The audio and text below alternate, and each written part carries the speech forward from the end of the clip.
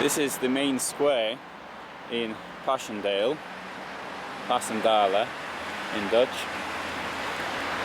and having had a little walk around the village so far, it's more or less what one would expect. It's a new village. It's in what appears to be largely a farming community. There's places manufacturing farming equipment.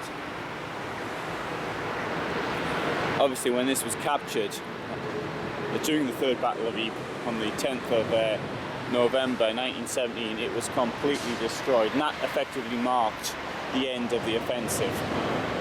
The offensive, which started in July as a part of a joint Allied effort which had been agreed to at the end of 1916 to do something of this nature, but okay, the Russians kept their side of the bargain, but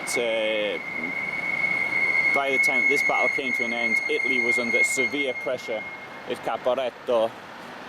During 1917, the French had suffered mutinies, and of course the Russians had suffered a revolution. Despite the revolution, though, they still attacked, which, as it turned out, caused the second revolution. So it was captured by Canadian troops, memorialised here I see by the name of the street, Canada Land. So, and I believe the memorial's down here because I saw a sign saying the memorial was down here.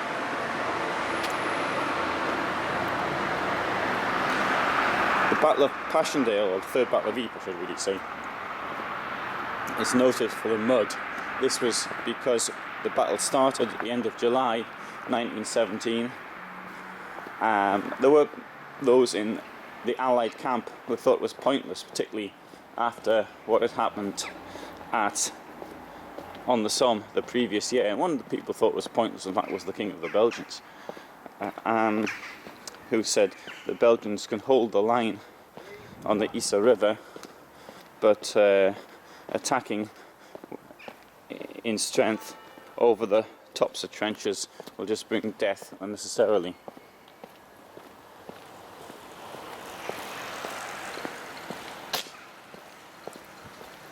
Battles noted for the mud, which is caused by the very wet August of that year, where I've looked at the rainfall figures, and you can see that it's quite a lot's been written about the rainfall figures as well for that month, but you can see it's getting on for 5 times what had happened, for example, in 1916. Really very, very heavy rain. But despite that, because of these commitments the United Kingdom had given, it's still attacked. It was very tough on the Germans as well, not just on the British, or British Empire, because obviously there's Canadians, there's Australians, New Zealand, and other troops here.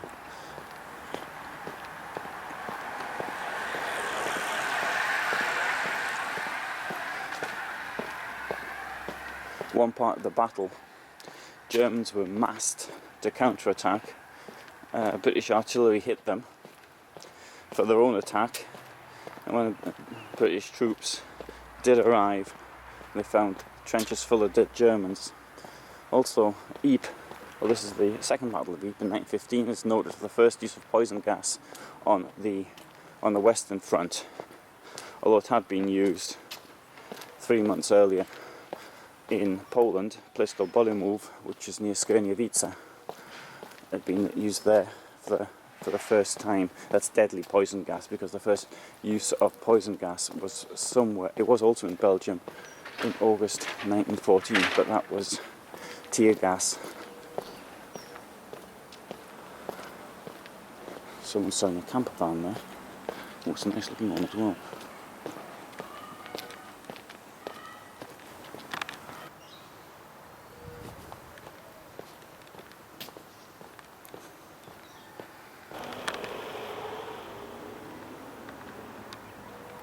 It's August, as it was during the battle, and obviously water from yesterday's very heavy rain, and that's what the troops had to contend with in the summer of 1917.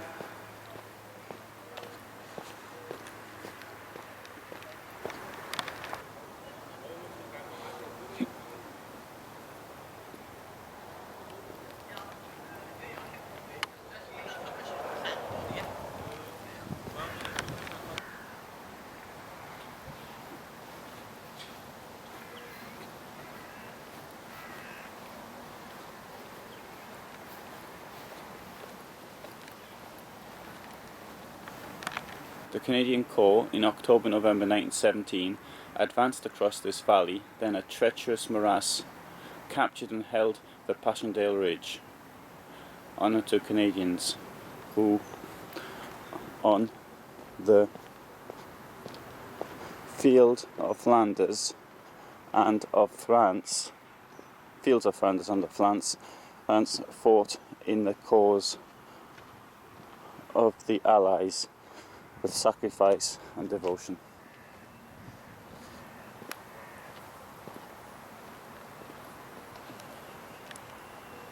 We have the same in French. Standing here at this point, and Ypres is in this general direction, we can see that Passchendaele is on a height. It's higher than the ground around it, but it's not all that high. Obviously, in the conditions that we have to do, we've got trees,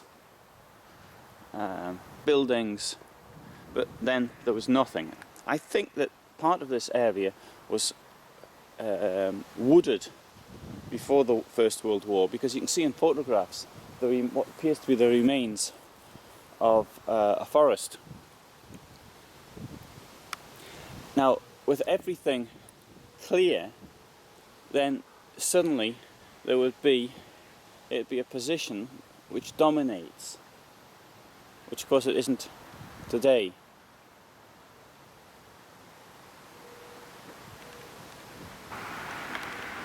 So the visitor's book here. Now, I know that very few people actually sign these things, but if we just pick this out, we can see that almost everything is in fact from in English, one or two things in Dutch, so one thing in Polish, but let's see,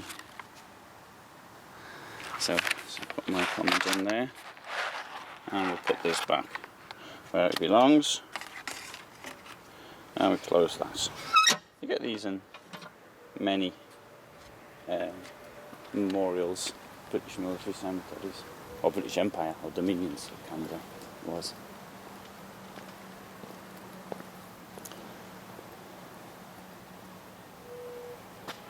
But today it looks really peaceful. You can imagine though, sort of trying to capture this, pulling yourself through, maybe waist deep in mud, under fire,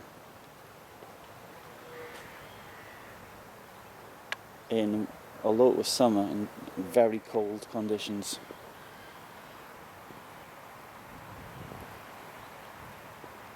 And for the Canadians, it was in support of the mother country, who was in turn in support of its allies in this case, and it had gone to war in support of Belgium. And this was all because some terrorists had decided to murder the heir to the throne of Austria. And they decided to murder him because he was a liberal, and really all quite perverted.